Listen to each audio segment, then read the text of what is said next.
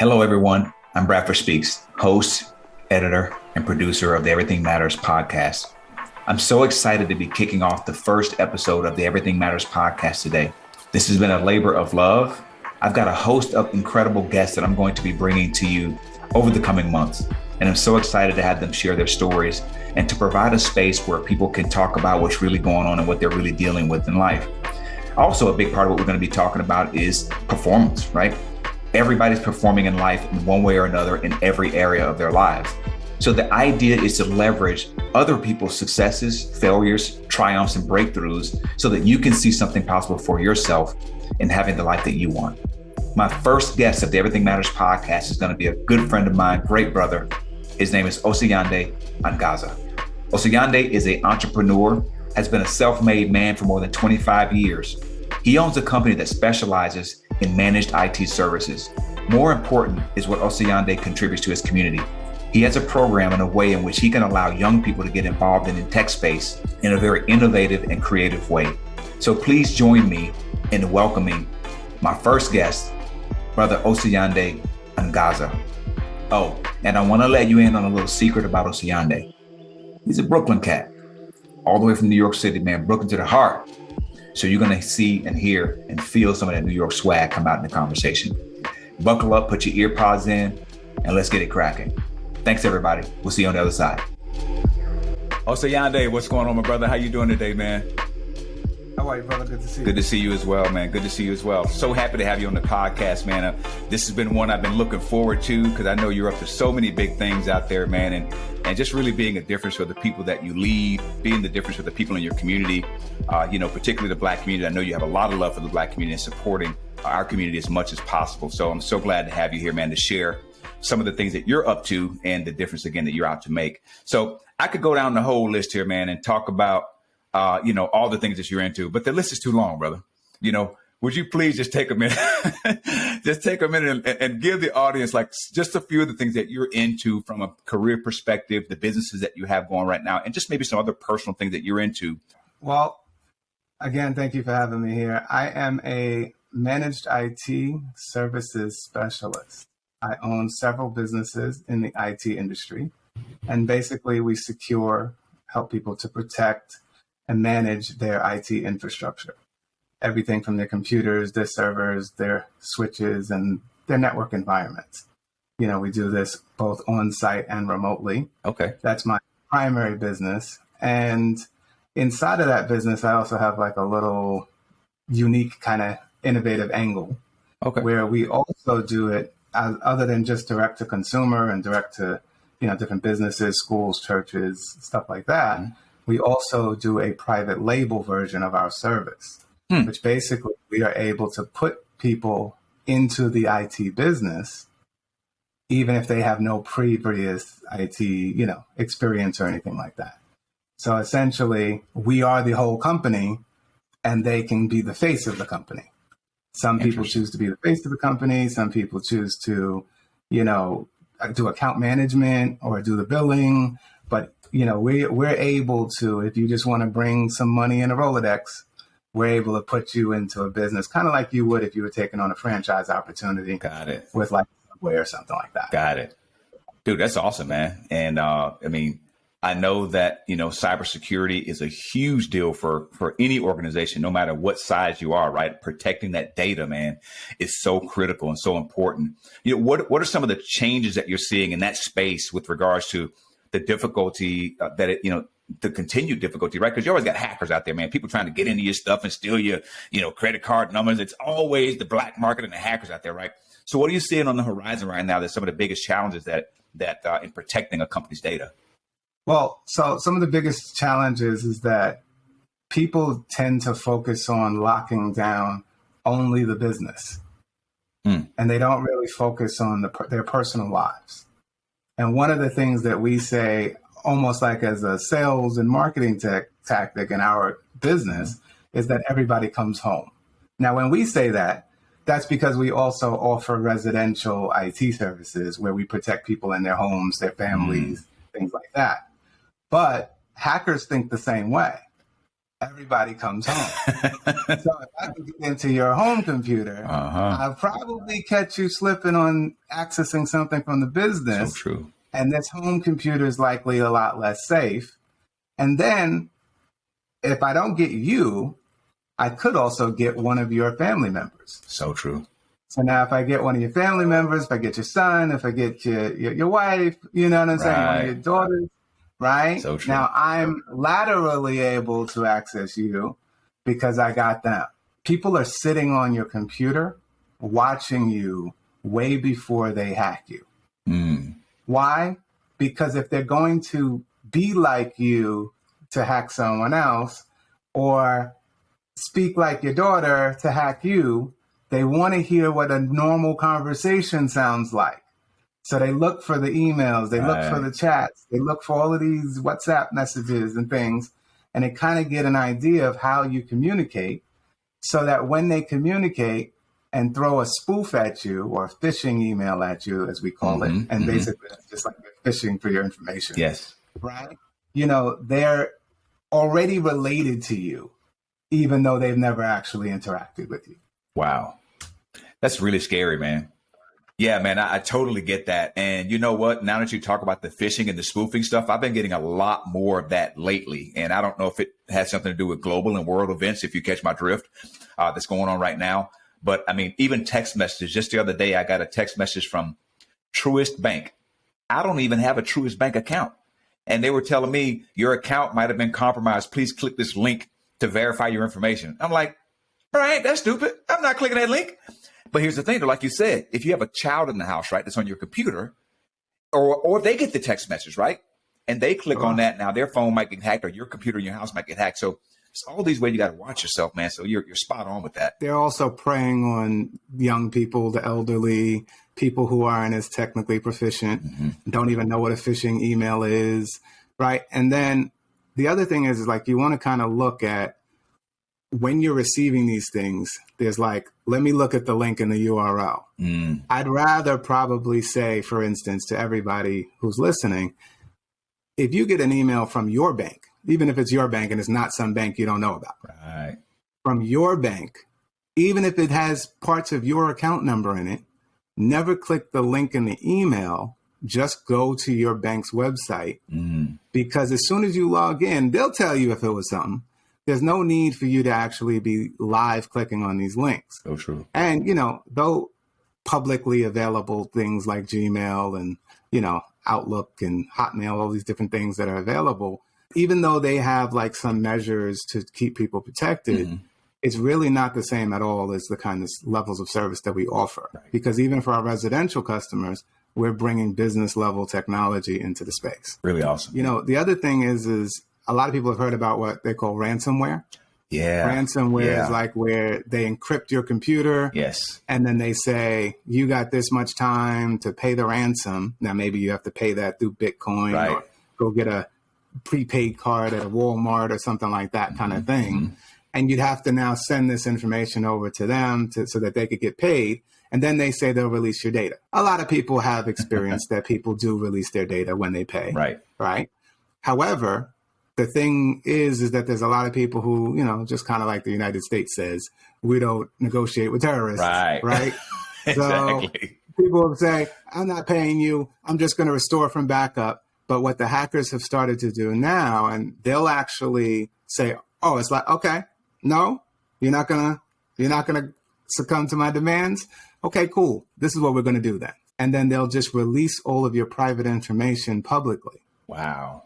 So now your pictures with your wife, right. Yeah, and we don't know what those pictures with your wife might be like, right? Yeah, that's humiliating. I mean. That's humiliating. I mean, absolutely. There's all kinds of information that people don't want out there about them. Wow, dude, that's crazy to think about. So I appreciate what you do and people in your space do, because it makes a difference in protecting our sovereignty in a sense, right? I mean, like, your information is who you are. I think that if we only looked at the side of what we do as like just protection and cybersecurity, then what we would really be missing out on is the business partner that we are for people. Because they talk about the digital gap, the digital divide, and how, different communities are behind by Right. this much and Right. that much. But access, there's this conversation like, oh, well, if they just had access to, that will Right. make all the difference. Right. And that's actually not true. You don't just need access to the internet and access to the tools. You need somebody who's going to be step by step with you, Yeah. who's going to be able to mentor you, who's going to be able to guide you and be able to show you ways to become more efficient at what you do so that you Yes. can actually compete. Yes. Because your ability to get something to market isn't the same as your ability to execute and scale. And that's where the big gap is in, mostly for small businesses, small to medium-sized businesses, and a lot of times businesses of color and things like that. Yeah. So, no doubt. No doubt. You're absolutely correct. There's an education component that has to accompany all the other aspects of being successful in that. Great, man. Education, and then also having somebody who's guarding the door.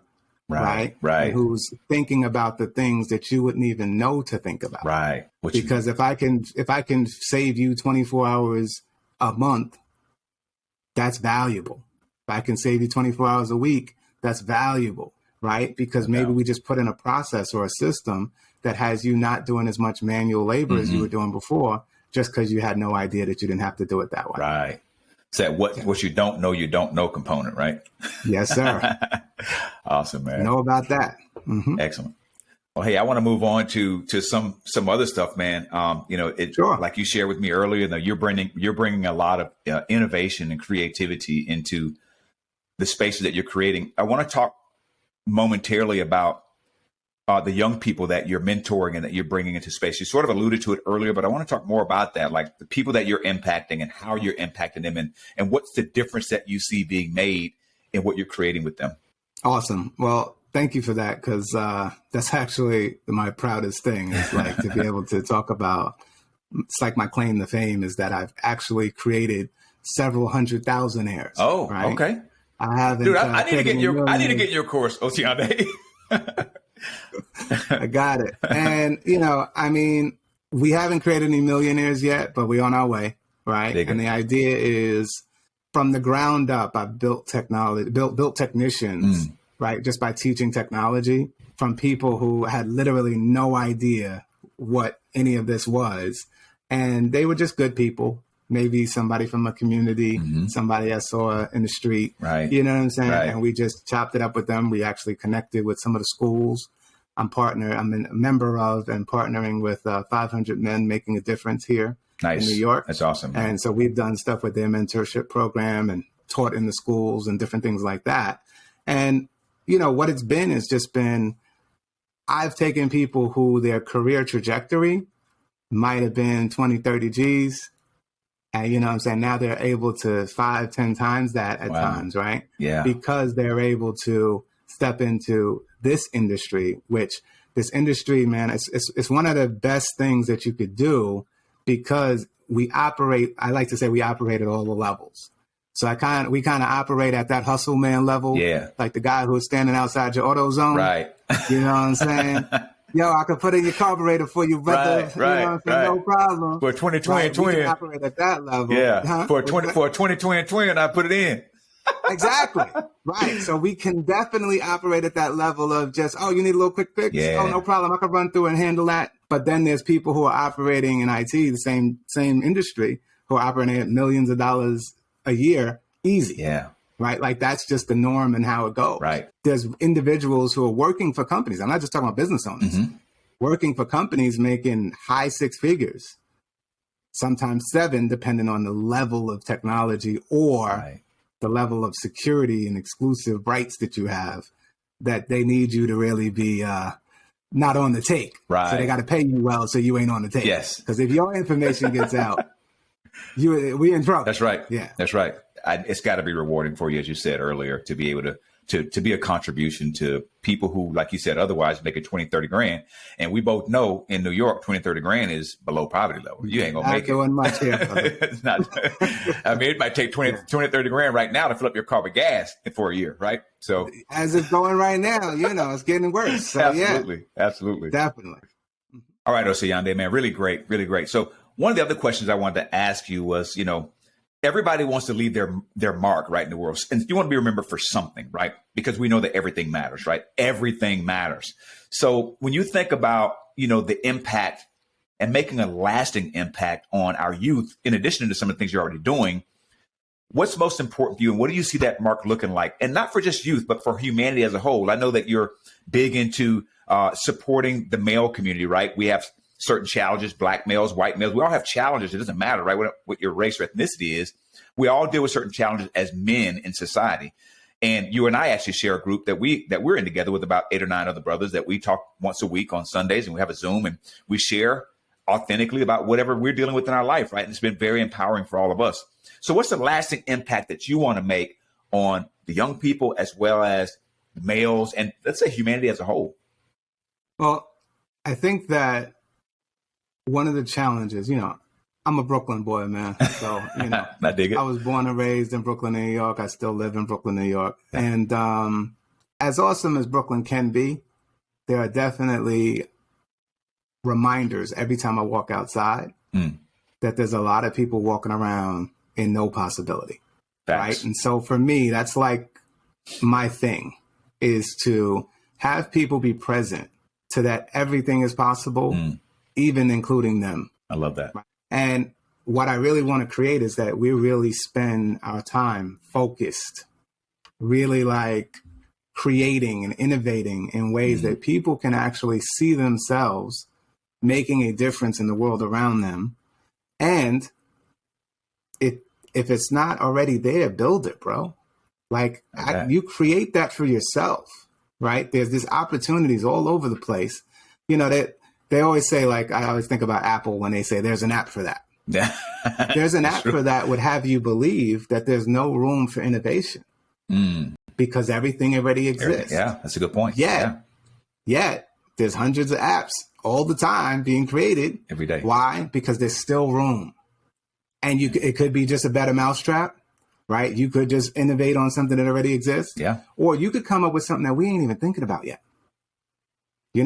When cryptocurrency became big, nobody was thinking about that yet. Yeah. You know what I'm saying? So it's true. like, except the loyalists. Right. Yeah. People trying to get away from the banks, Exactly. Right. But, decentralizing the economy, all of these different things, there's a lot of spaces. Uber is this unbelievable company right now. Amazon. Look at what Amazon had happen for them in this pandemic, right? No doubt. Like all of that kind of stuff is like there's still room because there's still things that are shifting and changing in all of the world around us, right? So no doubt. My place to focus has been with Black men. Don't get me wrong, sisters, I love y'all. And the sisters are my favorite to teach technology too, by the way, because they are not, nobody sees them coming. Stealth. They blow through the ranks, bro, because nobody notices them. And so they become bosses, right? Because they just got that, if you got the skill set and nobody's looking for you, yeah, man, you can actually make a real difference. Black mama style, right? Literally. Yeah. Right. No doubt. And I think what I see is that with the brothers, sometimes we get a bad rap, I definitely know for myself that ever since the Million Man March, over 20 some years ago, I was like, there's been a shift in how brothers are standing up. I could see it. I was walking down the street with my own children. I could see it. I was like, wow, I'm seeing brothers pushing shoulders that was never doing it. Right. But what I was really out to transform is this narrative that there's no good Black men, that we don't take care of our own, that we, all of these different narratives. And don't get me wrong, for some situations and some people, that's been the absolute truth. Yeah, no doubt. But it goes both ways. That doesn't have to be. It goes both ways, right? In every community, every ethnicity, there's always some people that's not taking care of the business, right? Yep. And so that was definitely the case for me as well. And what I saw for myself is like, look, to really have our communities work and to have our businesses work, we're going to have to strengthen the family. No question. And one of the pieces that makes the most major difference in the family is these fellas. Why? Because whether you're together, whether you're not together, we need you to be out here hunting, killing, right. Go get that bread, bro. That's right. You know what No I'm doubt saying? about it. Right. We need to have that be something. And we needed them to get to a place where they realized that there wasn't just one way to do it. That's right. You know, I'm not wearing it today, but a lot of times I'm wearing like a sweater that says like rapper crossed out, athlete crossed out, entrepreneur. I've seen that one. Yeah. So I'm not a rapper, I'm not an athlete, I'm an entrepreneur, and I'm still getting a bag. Right. No doubt. We've been taught that there's only a couple of ways for us to get there. But I'm going to tell you this, man. Just think about this for a second. If you have the skill set to run a corner in the drug game, I say that all the time, bro. You could definitely be out here in the stock market. Bro, let me tell you this. Some of the smartest cats I know are drug dealers.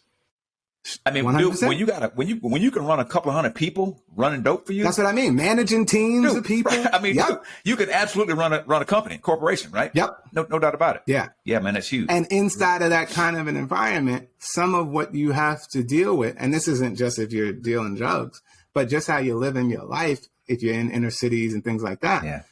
There's a lot of, and this is something we don't get a lot of credit for, but there's a lot of forethought that has to go into what you do. Because there's a lot of stressors and a lot of threats. So you got to kind of really be doing like a 360 model of everything you do. Yeah. And that put into other productive spaces is a very, very strong skill set. And many years ago, along with my father and some of his cronies and some of, my other brothers, I have a lot of brothers. Okay. We started something similar to the men's group that you and I have now called the Speak Black Man Society. And same thing that we do now, but it was just a little more intense because we was literally in the same room in person. And we'd all show up on Friday evenings, every other Friday evening, man. And we could start the meeting 6, 7 o'clock. And the meeting is ending at 3 o'clock in the morning. That's some and serious we asked one man. question. Yeah, man. And we asked one question the whole time. You know what that question would be? What's that? How was your week, brother? How was your week? We talking about just this past week. Just this past week. You understand what I'm saying? That's crazy. Yeah, man. We started really being able to create a safe space for people to talk because sisters talk to each other all the time. The women have no problem. No doubt. But the brothers don't always get together and actually really keep it real.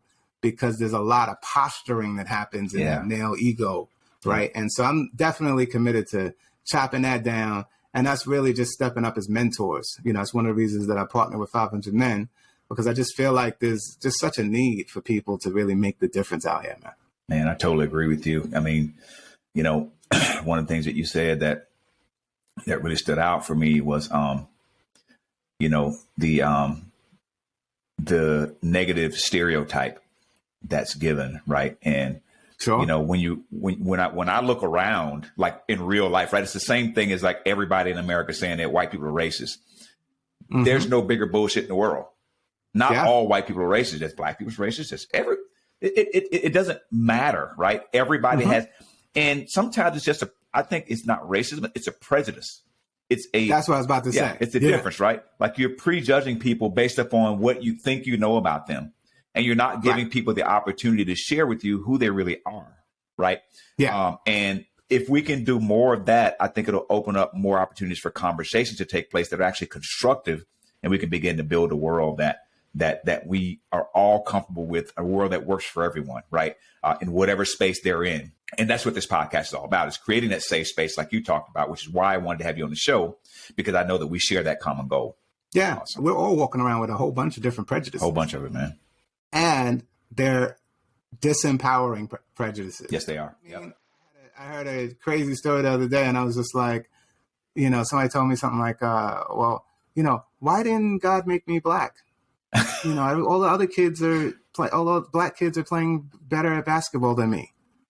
Okay. I'm like, I would have never imagined that that's a conversation that somebody else is having. Right. Because on the other side, people are over here talking about, well, why ain't they make me white? Because I want a bit of this.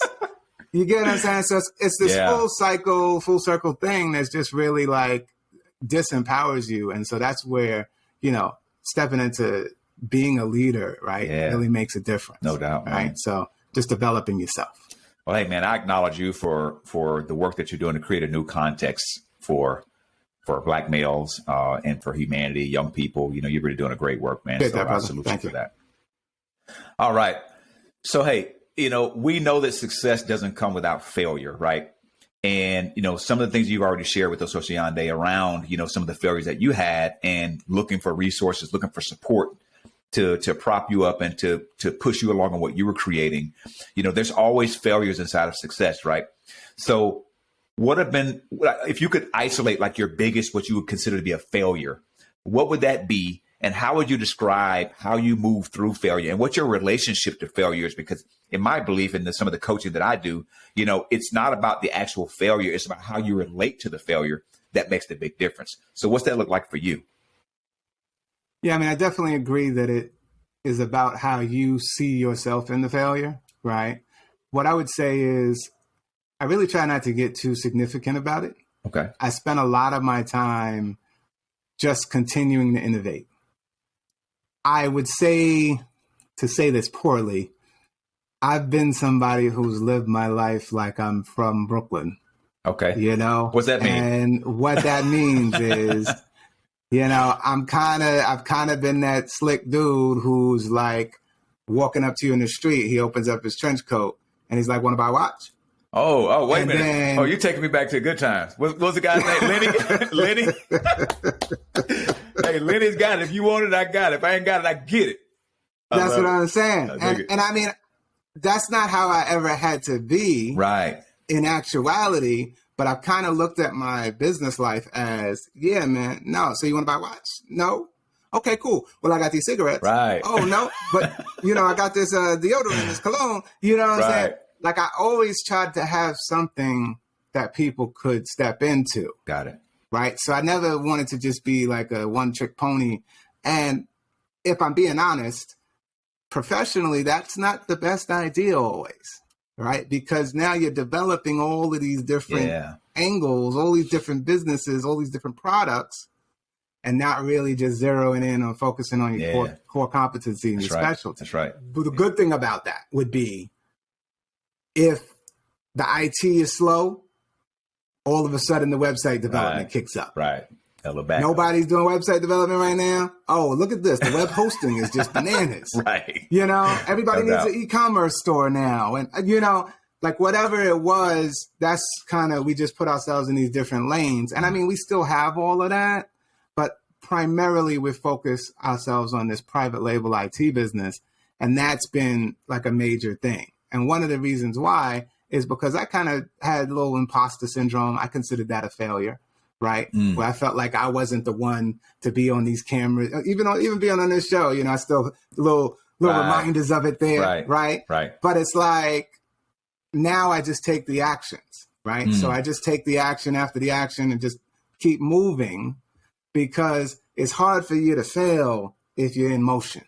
Ooh, if you're still making it happen, because the failure kind of just happens. And it's like all learning in that way. Mm-hmm. It's learning if you're still moving. It didn't knock you out. When you stop moving, now you've succumbed to the failure. And that's just something I wasn't committed to. Man, I love that. And I'll be honest with you, the way that I characterize that for the young people, and I've been saying this probably for about at least 15, 20 years, man. I've been telling these young people, look, it's almost like that project that they do in the schools, the home ec classes. Uh-huh. I'd be like, yeah, man, you know what your problem is? You need to get you some kids. I'm talking to kids who are like 13 years old. Oh, my God. And they're like, what? You want to get some kids? What kind of mentor are you? Right? And I would say, no, but like, let's imagine that you had children and you had mouths to feed. If you had responsibilities that were so important to you that there's no way this is not happening. The other thing is you start to step your game up in a whole nother way because I had children when I was very young. So I had to just jump right in. And, I'm 20 years old starting as a father of two children. Yeah, man. Yeah. Right. So if I'm doing that, I had to there was no way I couldn't come home and be like, oh, we ain't got no food. So it was like, look, I'm a hustle in this way. I'm going to do that thing. I'm going to do this thing too. And so I was just really taking myself on and stepping into these different arenas, even if I didn't feel like I was ready for the moment all the time, because I definitely gave myself something that my why was like, right. Yeah. Right. Totally. And if you could pull that off when you don't have children, by the time you actually do have children, you're going to be set. I call that working that muscle, right? Start working that muscle really young, man. That's awesome, bro. Great advice. Yeah. Great advice. Yeah, I wouldn't want somebody 13 years old thinking about having kids, because I, like you, had kids very young too. So that's a great segue into what I want to talk about next. I don't want to step over some of the most important aspects of my life, and I know it's yours as well. We've talked about, the importance of having kids, and we both were very young fathers, and man, it's challenging. It's challenging having a kid at 30. Try having one at 21, 22. It's a whole different ball game. But there's no book for these kids, right? There's no guide. There's no manual. It's like you got to figure it out. It's like building a plane while you're flying, So, how important are your kids to you? I know you have, I think, 6. Is that correct? I have 6 children. Kids. Yeah, I inherited 2 children when I was 20. Okay. Got into a relationship with a sister. Yeah. And then we had 3 kids together. Got it. And I have 1 other child from another relationship. Got it. And my kids are everything, man. Okay. And, now my kids is taking me places. My daughter's a vegan chef. I'm about to go next week. Yeah, you're telling me about Cali. That's awesome, man. Yeah, I'm about to head out to California because she's doing an event out there, and she's got like this whole schedule set up. She's about to do like 10, 20 events this year. And, she's just really moving and shaking. And she just started the business last year and did really well with it. I have another son who's like a leadership coach and a motivational speaker and an author. Oh, that's dope. He's killing it already. Right. And he's 20 years old. Wow. Exactly. You didn't tell him, you didn't give him advice. Did you tell him the same advice? Imagine you had kids at 12. I told him.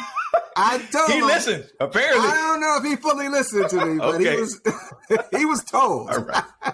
I got that. Yeah. But, it's like I have a son who's a producer and, artist. My daughter's a singer, dancer as well, and even just today, literally just before this call, I got a request. Somebody in the community called me and said, we're making this movie and we need to use some media. And we know your daughter's a dancer and we want to use some of her clips. Wow. I was like, oh, that's dope. You see? Yeah, so exactly. It's all this stuff is just happening.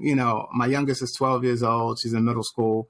And I have a son who is in 3 days about to be 19. There's just like this whole large group of people who now because they're older now. Right. So it's a different relationship than when I was just out here struggling. Yes, sir. Yes, sir. I know? But, yes, sir. Yeah. And it just made like such a difference to be able to spend the time with them when they were young. Mm. I was a very hands-on dad, I was around. And so, I had phenomenal support in my life, phenomenal women who came through at different points and made all the difference with me. But I did spend some time as a single dad and saw what that was like. And man, I used to call myself Martha Stewart in the morning, Son, I was like getting up and making all of the sandwiches and the this and the that and, having it set up for 3-4 people to go to school. Yeah, man. You know what I mean? Yeah, man. And you rocking that by yourself. It's just an interesting, it's a learning environment. It is. That teaches you so much. So much. I'm so proud of my children, but I'm also really present to the privilege that it is that they chose me as their dad. I dig it, man. Totally. And I look at that from a spiritual context, but also just as they got older, they kept on choosing. Because sometimes that's not how it goes. Very true. That's right. They can unchoose you for sure. They can unchoose you, no bro. Doubt, man. No doubt. The fact that we still have a fantastic relationship is really great, man. I'm proud of them, and I'm actually really gearing some stuff up so that they have some stuff when I leave, that there will definitely be opportunities and, things that they can continue to level up and take on. That's awesome, brother. That's awesome, man. Really good stuff, man. Yeah, I know, you talked about, being a single dad. I went through periods where I was a single dad too, between marriages. And, I learned how to cook in ways that I didn't know I could cook, dude. I mean, like like you said, it's a learning ground. It's a battleground. You know, my kids still talk about the stories when we were living in Charleston for a stint. And, you know, we had a table. There was 6 of us in the house, and we only had 5 chairs. So they still talk about the fact that they were sharing, you know, well, we had to share a chair. Like Dad, he wouldn't buy an extra chair, but it created a closeness that, you know, it wasn't intentional, but we created it. I just couldn't find one that matched, and I was annoyed by it. Right. So it just created a closeness that they all shared, and they're really fond memories that they have about that. And it's like, Dad used to make us get the girls up and get them ready in the morning. And remember, he used to put food in a crock pot. And, you know, by the time I would tell them, when you get home, turn the crock pot off. The dinner should be ready. You guys go ahead and start eating. I'll be home a little late tonight. I mean, or Dad's going to have a drink, right? Happy hour. Like, I needed a break too, take care of myself. But 100%. It's a learning ground, man. You're right. And you know, it's a privilege and an honor. I agree, to be a father, to be in your kids' lives, and for them to continue to choose you is absolutely, it's a privilege and an honor. What can I say? Yeah. And I definitely will say that every time I talk to somebody who's about to have a child, I say, listen, get a whole lot of sleep. You know, because you're going to need that. You can store up. Right. Exactly. You're going to need that, man. You're absolutely right. I mean, yeah, you're right. And people ask me too, how did you have so many kids? I'm like, well, you know, they were, you know, from right now, I have a stepdaughter who's 11, and I have my youngest biological is 15, all up to 30, you know, so, yep. You know, there was that pockets of 3 and 3. And then, you know, it was nuts, man. So, you know, but when you're in it, Osayande, what's interesting is when you're in it, you don't really, like, you feel the struggle. But it's like, it's almost like if you were to start a business, right? If you give yourself no choice but to succeed in that situation, like you talked about, imagine you had kids. When you have kids and people are counting on you and depending on you, dude, there's no other option, right? And so if you look at your business or your career, whatever it is you're out to do, as if I don't have the option of failing. Give yourself that ultimatum, and you can create the success that you want. Yeah, it's that conversation of burn the ships or burn the boat. Burn the boat, bro. You know, absolutely. We ain't going back. We ain't going back, bro. How we gonna get back? We got to swim. We can't drink all this water, so we got to keep going.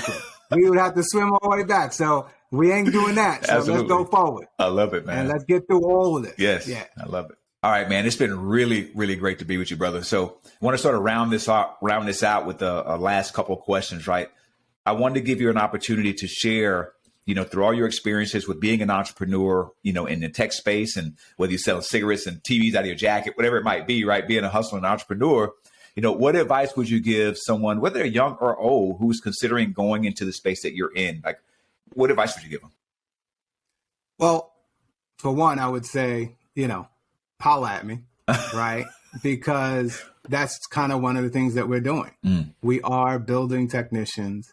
We are creating opportunities for people to own their own businesses under their own brand and still be in this tech space.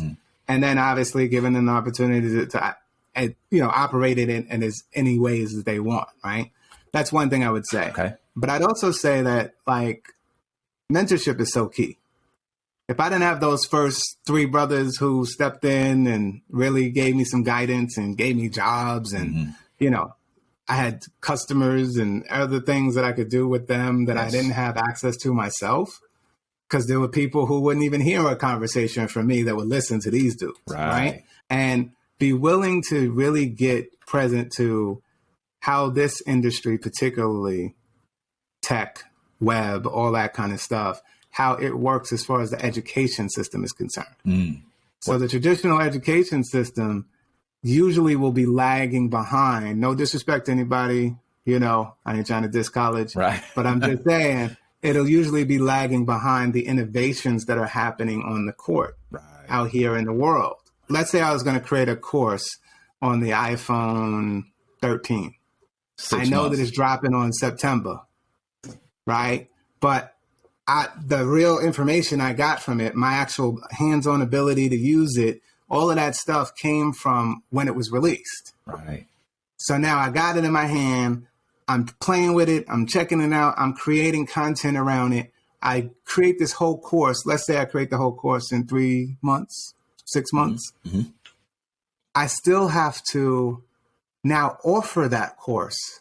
I mean, I probably got to get all kinds of approvals, departmental approvals, and my colleagues got to weigh in. Yes. But by the time I actually offer this course, then people sign up for the course. then people actually start to take the course. The iPhone 14 is already out easy. We might be at the iPhone 15. Right.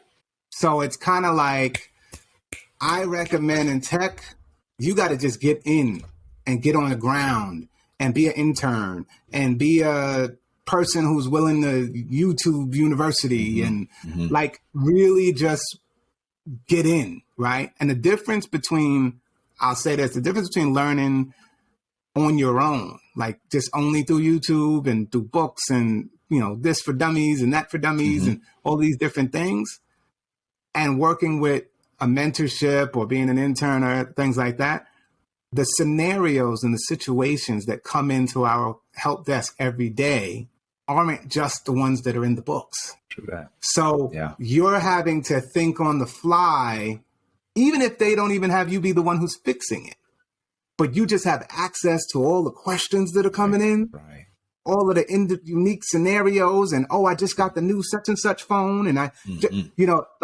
have customers who they always got to get the most cutting edge, newest thing. Right. You can't call me or call my team and we not know how to use the tools and the technology that you're using. That's right. Right. So it's something that I really think that you getting into an environment where people are going to allow you to express yourself, right? Because managed IT services companies are a little different than your regular IT companies because we deal with customers on all different industries and levels. So I might, as my one company, and I do have schools and churches and doctors and lawyers and you know what I'm saying? So we're dealing with all of these different industries at the same time. Right. So if you just get a regular old IT job, sometimes, I hate to be disrespectful to anybody, but sometimes you're just the guy who changes the backup tapes. You're literally just the guy who blows out the back of the servers and makes sure there's no dust buildup. Wow. And they'll keep you pigeonholed in that because you're really good at it. Yeah, that's not good. That's not getting you six figures doing that either. So get yourself in an environment where people aren't like, you're the help desk guy and that's all you do. Right. Wow. Man, that's a lot. I mean, I just started working as a sales effectiveness coach for a tech company myself, and I'm just going through the onboarding process. I'm blown away. I mean, just watching some of the presentations that they did 6 months ago, like to your point, I'm like looking at the actual live product. I'm like, well, what happened? They're like, oh yeah, well, we updated it since. Wow. I mean, you got to be moving fast, man. It goes so quick because, you listen to what customers are saying, right? And what their needs are. So if you're on top of what your customers are saying and what they're speaking out there on the social media world, and you're in tune with that, then you've got to be able to, like you said, be innovative, go back into the lab and start innovating something new, right? Something that's going to address that particular unmet need the customer has. So that's really powerful advice, man. One of my technology mentors now, one of my coaches, he said something that was so important to me. With our cybersecurity offering, we actually have to put a year on it, bro. So this is like our cybersecurity protection plan for 2022, because this will be insufficient in 2023. That's right. It's kind of like QuickBooks, they always had a new year. Tax code is always changing. Yeah, because the tax code is always changing. The tax spectrum in this world that we're dealing with right now is changing literally as I'm talking to you. Right. Absolutely. There's people figuring out new ways to do new things to get you. The craziest one I heard of recently is they do like this hopping into your situation from like your wife's computer while y'all traveling. They'll look at your social media and they'll say, you're going to Bali. Okay. I know what hotel that is. And so now they're monitoring the hotel computers, hoping that you do what? Log into the office. Yep. Because if you log into the office, we got you in Bali, baby. So true, that man. Kind of a thing. Yeah. Wow. Great insights, man. Really great insights. So, appreciate that, Osayande, man, it's been a moving and inspiring conversation, man. You've offered a ton of value for the listeners, and I'm so happy, again, pleasure and a privilege to have you here on the show, man. So if someone wanted to, thank you. If someone wanted to get in contact with you, if someone wanted to find out more about your company and the mentorship program that you do and having people to get into tech, how would they contact you? How would they find you? Okay, well, on a personal level, I'm found pretty much everywhere as O Angaza, so at OANGAZA. And on a business level, my primary company that I, do these types of conversations with is at We Define IT. So at WEDEFINE IT. Got it. And if anybody wants to hit me up directly, yeah, I'm crazy. I'm giving out the direct number. Oh, man. Yeah. I heard that. 888-234-WDIT. I'm at extension 106. I love it, man. I love it. Excellent value, man. So, hey, if any of y'all out there interested in getting into a career in IT, you've been thinking about it. We've talked about failure. We've talked about being successful and stepping out and doing things that you're uncomfortable with doing. Pick the phone up right now. Give Osayande a call and get yourself moving and start taking that next action, right? Stay in action and you never failure as long as you're in action. Well, hey, brother, once again. Can I say one last thing? Yeah, go ahead.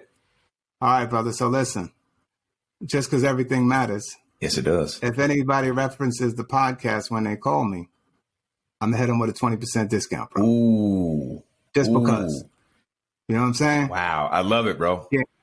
Respect to you, just bro. mention the podcast. I love it, man. I love it. Yes, sir. Yes, sir. Look, we get deals on the show. Like, I didn't expect that. Osayande, he kept that under his hat. He didn't tell me that before we started the show, right? So, hey, surprises, man. So, hey, those are the kind of things that we're offering on the Everything Matters podcast. We got some movers and shakers that are coming in. Got a great, again, line of guests coming up for you all that are up to big things, just like Brother Osayande here. So, man, once again, thank you so much for coming on to the show and for gracing me with your presence and for sharing all the knowledge and information and everything that you're up to make a difference in everybody that you're involved with, your communities. I know you do some personal and professional development, some executive coaching out there. You're doing a lot of different things, man. So I acknowledge you for all of that. And again, just thank you for sharing your world with us, man.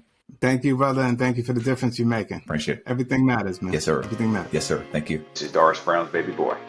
We out.